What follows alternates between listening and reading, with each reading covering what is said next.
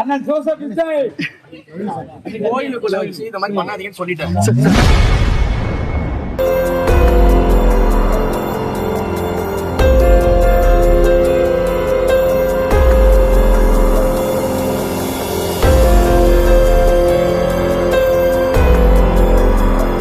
அண்ணன் ஜோசப் விஜய் கோயிலுக்குள்ள வச்சு இந்த மாதிரி பண்ணாதீங்கன்னு சொல்லிட்டேன். ஏன் சரி அவங்க சட்டம் எல்லாம் மாத்தி கொடுக்குறீங்க? சட்டு காசு கலெக்ட் பண்றோமா? பண்றது இல்லையா? தெளிவா சொல்லுங்க, பண்றது இல்லையா?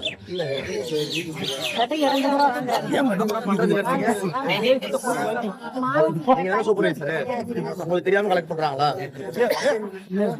சூப்பர்வைசர் தெரியாம காசு கலெக்ட் பண்றாங்களா?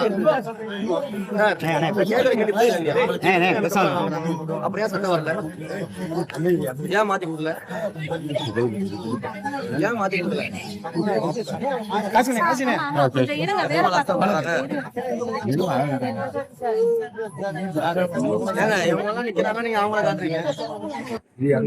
என்ன வித்தியாசம் சார்? கொஞ்சம் பண்ணுங்க சார், கொஞ்சம் பண்ணுங்க சார். சரிங்க சார்.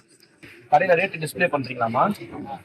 வெளியில ரேட்டை போட்டு இல்ல கோயில் நிர்வாகத்தை இல்ல. கொஞ்சம் வைங்க சார், கொஞ்சம் வைங்க சார், கொஞ்சம் வைங்க சார் ப்ளீஸ்.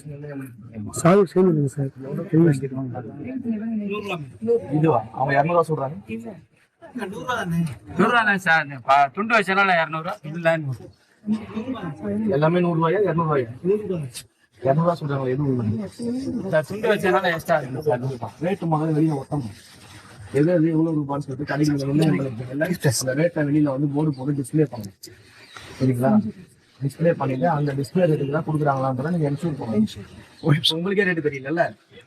நீங்க 100 ரூபா சொல்றீங்க, அவங்க 200 சொல்றாங்க, உங்களுக்கே ரேட்டு தெரியல. அவங்க வெளியில ஒட்டுங்க.